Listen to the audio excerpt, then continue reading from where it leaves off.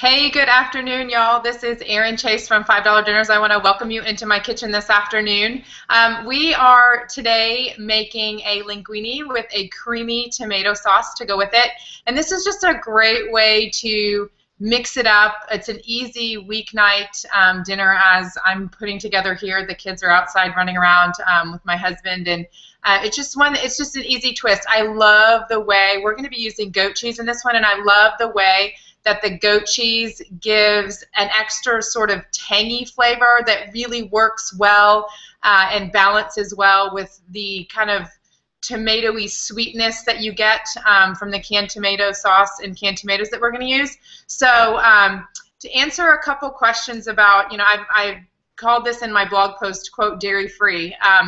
And it depends on what your intolerances or allergies might be. In our family, it's cow's milk. We just don't tolerate cow's milk very well. A number of us have issues. My oldest son, would have an asthma attack if he ate ice cream, but he has no trouble with goat cheese.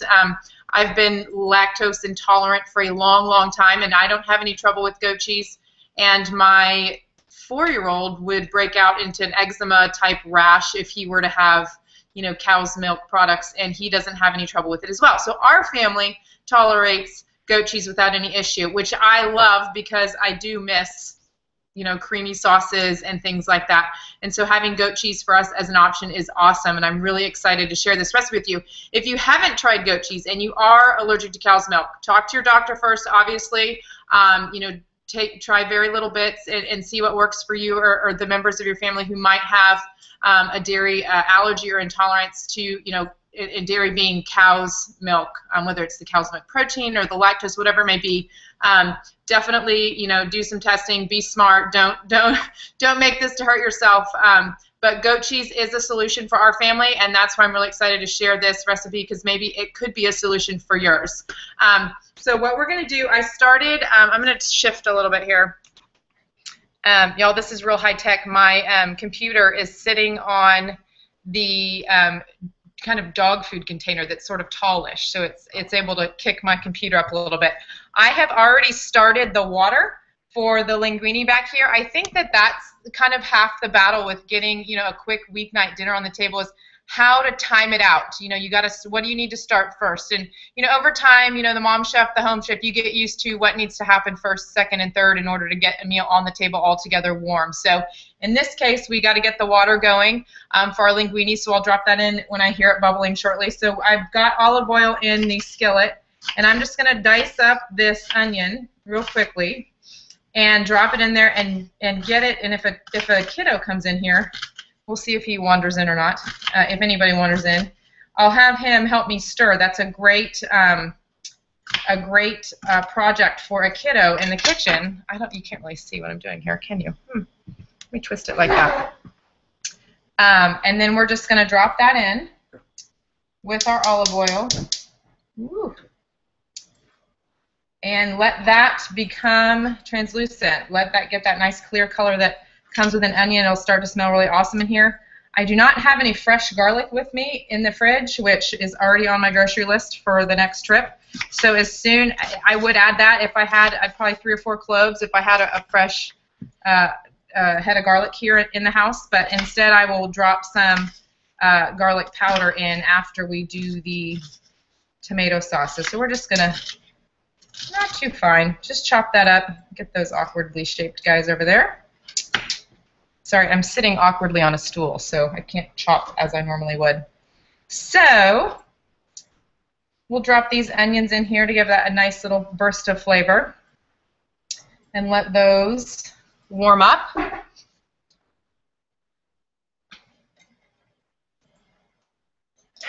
Let's see, we'll use this guy. So I have to tell y'all that today has not been our best day in our family. I was late getting out of bed this morning, and then I come home from taking the first set of kids to school and discovered that one forgot their glasses and the other one forgot their homework folder, which is great. I did not take them to them. They did without them for the day.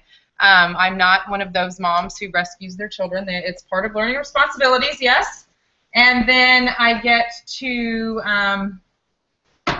the preschool a little later in the morning and realized that we didn't bring the noisy offering for the chapel time for my son, and you know, that's really on me. That's my responsibility. He's just 4. He doesn't even know that he's supposed to bring the noisy offering yet.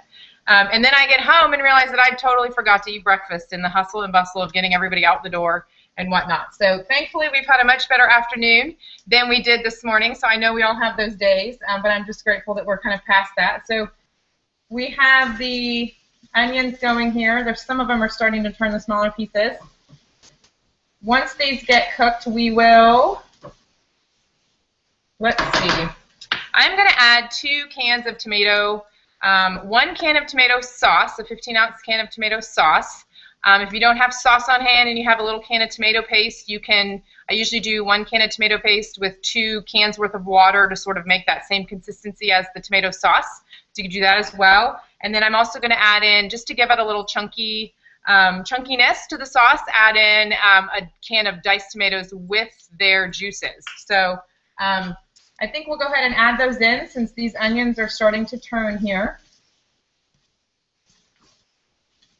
I'm going to check the water too because we might need to add our pasta.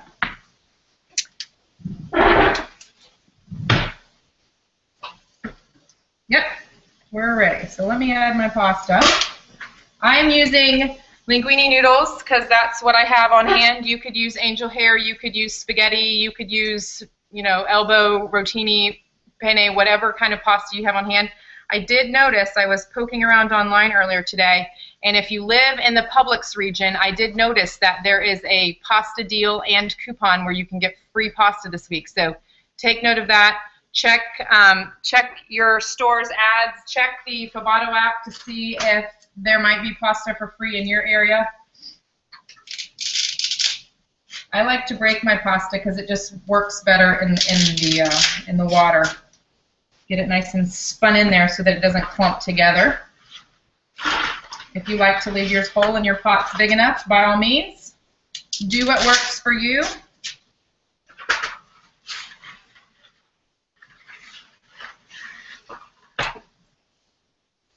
Get the last little tiny bits in there, sprinkle those in. I'm going to put the lid on for a few minutes to bring that back to bubbling.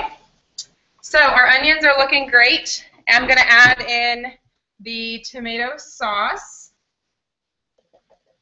You know what? I might even scrape that can out to get all of the sauce out of there. And then I'm going to add in the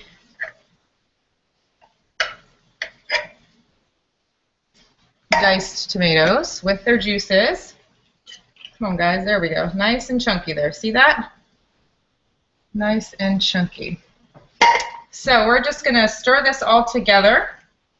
And I have also here, I already pulled it out of the goat cheese package because it's this kind of tubular package, and I thought it might be really strange and awkward for me to try and squeeze it all out on here. So I already cut some out. I spooned and cut some out of the package. And let's drop all of that in there. And so I'm going to add that in now, and then we're going to add in some spices, and then our sauce we can simmer it for a few minutes, and essentially we'll be ready. So you can see that this is real simple and easy. So I have 4 little, this is probably 3 to 4 ounces here. Woo. Guess that lid is ready to come off. Let me stir this real quick before I add that goat cheese in. Perfect. Nice and not clumped together. I love it. All right, we'll let these guys finish bulking up here. So this is about 3 or 4 ounces of goat cheese. It's, you know, a couple tablespoons worth. So we're just going to drop that in here.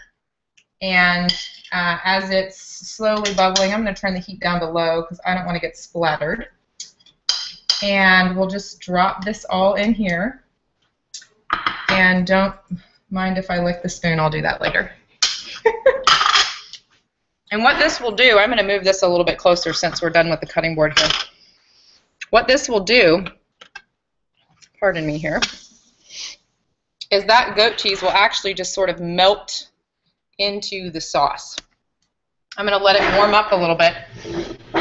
because it's been in the fridge. We're going to let it warm up in the sauce while I add the spices, and then I'll kind of stir it all together. So we're going to add, I am adding to this basil, and let's do this for a minute. I'm going to add some herbs and spices. So we're going to do basil and oregano, garlic powder, since I didn't have any fresh garlic, as well as salt.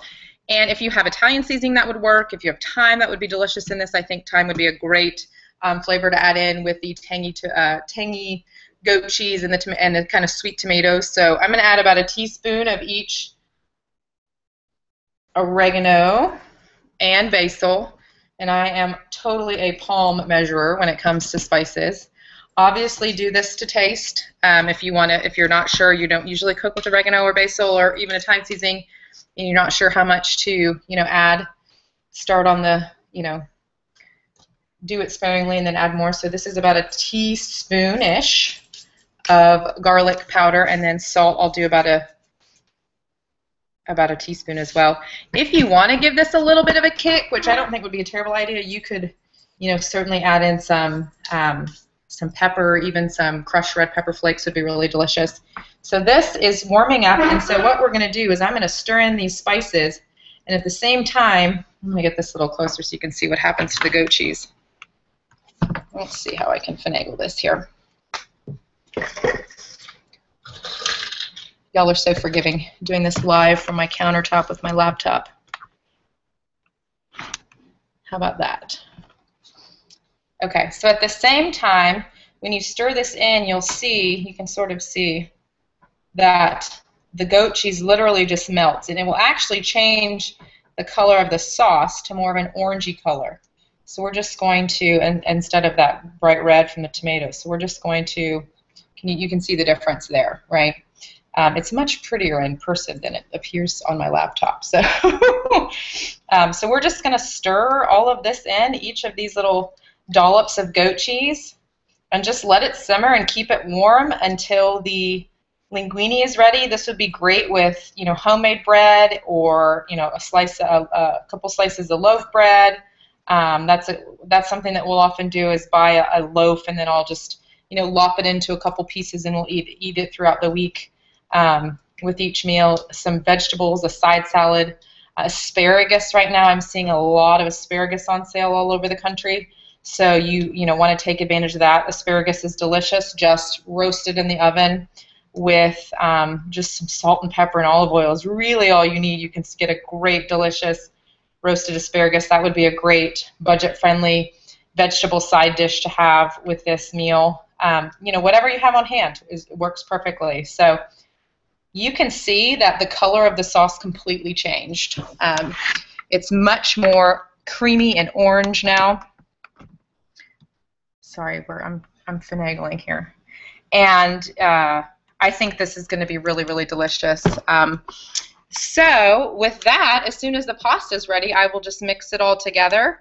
And if you have any fresh herbs, that would be delicious to, chop them up and, drop them on top of the sauce and the pasta that you've put together. And yeah, so this is my linguini with creamy tomato sauce. I'm using goat cheese, and I'm calling it dairy-free for us, even though goat's milk we can tolerate in our family. So if it's not something that you can't tolerate, definitely don't do it.